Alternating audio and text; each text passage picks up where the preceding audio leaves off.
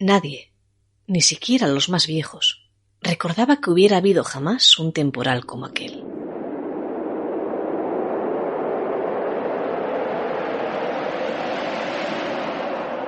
Con vientos tan fuertes, con tan amplias nevadas ni con tanto frío colándose por las quebradizas paredes de las casas de los puertos de montaña. Nunca, jamás había habido en la memoria de los asturianos, ni de los cántabros, ni de los leoneses, una tormenta tan larga, ni con tantos muertos. Es dudoso que por entonces, año 1888, los protagonistas de esta historia lo supieran, pero apenas hacía unos pocos años que se habían hecho los primeros intentos por grabar la voz humana, como este de la década de los años 60 de aquel siglo. Apenas un par de inviernos antes, la competición entre Graham Bell y Edison por mejorar uno de los grandes inventos del último tercio del XIX, el fonógrafo, había dado con el desarrollo de los discos en cilindros de cera.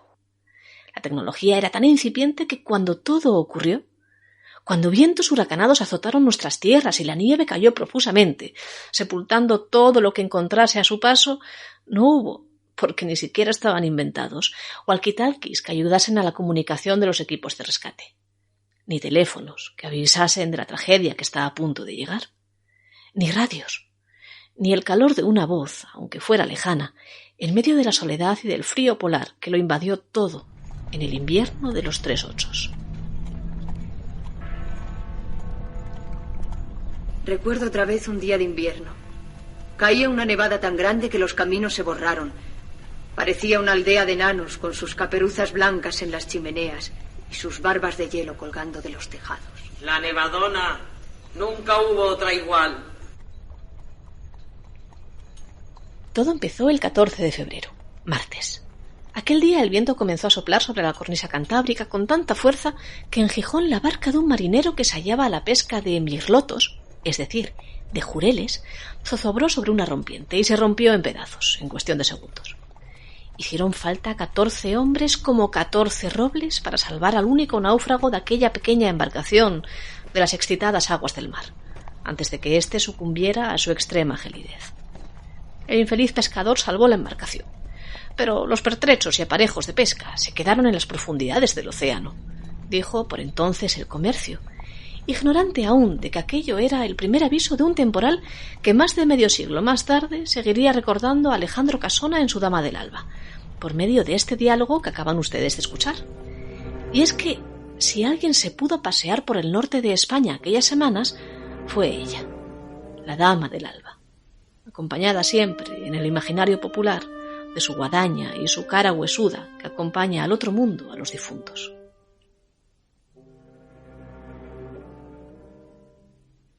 Aquel año nevó sin parar durante una semana entera y solo paró 3 días, del 20 al 23 de febrero, para helar. El 24 de febrero volvió la nieve, más intensamente si cabe, y un repentino deshielo provocado por un cambio en la dirección de los vientos gélidos hizo que en marzo se precipitase un clima más benigno, pero era solo un espejismo.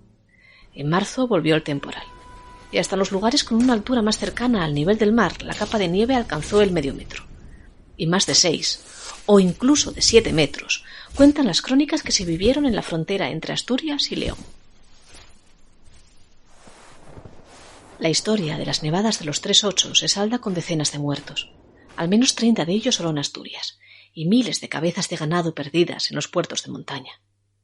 Avalanchas, casas destruidas y los lobos allegándose al cementerio nuevo de Oviedo en busca de algo para comer. Pero también con no pocas historias humanas, que los periodistas de la época, en un rapto de valentía y casi de heroísmo a la hora de elaborar sus crónicas, no dudaron en contarnos. Las páginas de los periódicos de la época, desde El Comercio al Carballón, están frisadas de historias como las de Cunningham, Mills, Fernández y Pelayo, los 4 hombres que se atrevieron a pasar de León a Asturias a pie en medio del temporal. Venían de Cármenes. Allí, C.R. Cunningham poseía varias minas de cobre en las que trabajaba el también británico Federico Mills y por las que pasaba el 16 de febrero el sobrestante de caso, José Fernández.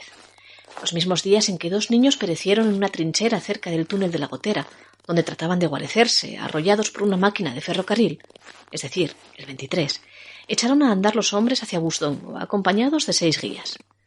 De Villamanín a Busdongo echaron 2 horas y media, en las que la nieve tuvo tiempo a cubrir como una sábana primero, y como una colcha después, y finalmente como una montaña de esponjoso blanco el suelo del lugar. Todo aquello estaba convertido en un inmenso mar de hielo, dice Cano, periodista del Comercio, quien conoció de primera mano la historia al cruzarse con los andantes en una fonda de Campomanes. A la altura de la boca sur del túnel de la Perruca, los guías les abandonaron. Era demasiado peligroso seguir, pero ellos lo hicieron. Era tal la cantidad de nieve que había que no se veía ni rastro de la estación ni de los vagones que se hallaban sobre la vía, dice Cano. Apartaron la nieve con sus propios pies y con sus propias manos, que tapaba con una altura de hasta 7 metros los túneles de la línea de tren. En algunos sitios pisaban los alambres del telégrafo, con grave riesgo de enredarse los pies en ellos y rodar al precipicio. Salvan a 3 muchachos en el Valle de las Piedras y reciben a los vecinos de los pueblos del puerto, llorosos y gimientes, rogándoles comida que llevarse a la boca. En aquel momento lleva nevando 2 semanas seguidas y las vacas, si no se mueren sepultadas por las avalanchas que se abaten sobre los establos, lo hacen por la falta de forraje, congelado bajo la capa de nieve. No sabemos si la historia de los 4 héroes de Busdongo fue real. A fin de cuentas fueron ellos mismos quienes se la contaron a Cano. Y pudieron haber exagerado, claro. Pero sí lo fueron, reales, otras muchas historias relacionadas con un temporal que unió nieve con ventiscas, una trágica combinación cuando llega el deshielo. Aquella que habla, por ejemplo, de un enfermo al que el médico hubo de visitar en Reynosa, en Cantabria, entrando por el balcón, la única parte de la casa que no estaba sepultada por la nieve. Una historia similar, esta vez en Asturias, cuenta que el guardamontes del lago Enol, Ramos Junco, fue encontrado por sus vecinos aterido en la balconeta, a 3,5 metros de altura sobre el suelo, la única estancia de la casa que sobresalía del hielo. Y fue un buen desenlace, ya que todos pensaban que había muerto al ver a su perro, escapado en pleno temporal, aparecer por el pueblo de Olao para avisar a sus habitantes de que Junco corría peligro. Finales de febrero. Antonio Fernández, de 4 años, es rescatado bajo 3,5 metros de nieve al lado de su casa y abrazado al cadáver de su madre, la sacristana de Pajares. Le oyen mientras palean, llamándola: «Mamá, que me manquen un pie». Se hunden 2 casas. El grosor de las capas de nieve llega a los 8 metros. Al día siguiente, una guardesa que se encuentra de parto es sepultada por una avalancha. Todo esto ocurre en Pajares. El bebé muere. 24 de febrero. En San Esteban de Cuñaba, en Peñamellera, se hunden 8 casas y la iglesia parroquial. Se hunden casas en Ponga, en Villar de Indianos. Hay muertos, muchos muertos. Más de 800 cabezas de ganado mueren en Morcín, y el día 27 el viaducto de Matarredonda es arrastrado por una avalancha. En marzo llega el deshielo, y con él las inundaciones, es casi peor. No se llama así porque por entonces no se estila, pero la situación en el norte de España es, literalmente, catastrófica.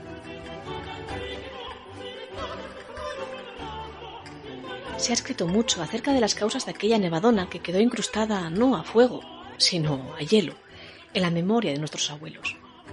Muy recomendada para adentrarnos en esta cruenta historia de la que mucho se puede contar y explicar es la monografía de Cristina García, de 2019.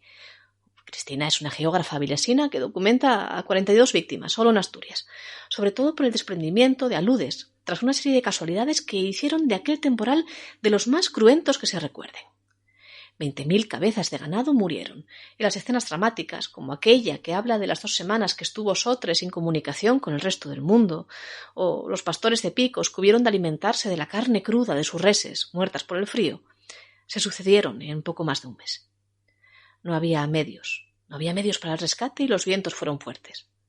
Nunca hubo otra como aquella, dijeron de la nevada de los 3 ochos, igual que nunca la ha vuelto a ver posteriormente, por más que soplen visos de tempestad de cuando en cuando sobre las montañas de nuestra cordillera cantábrica y también de toda España. Pero también entonces, como ahora, la calma acabó por suceder a la tormenta.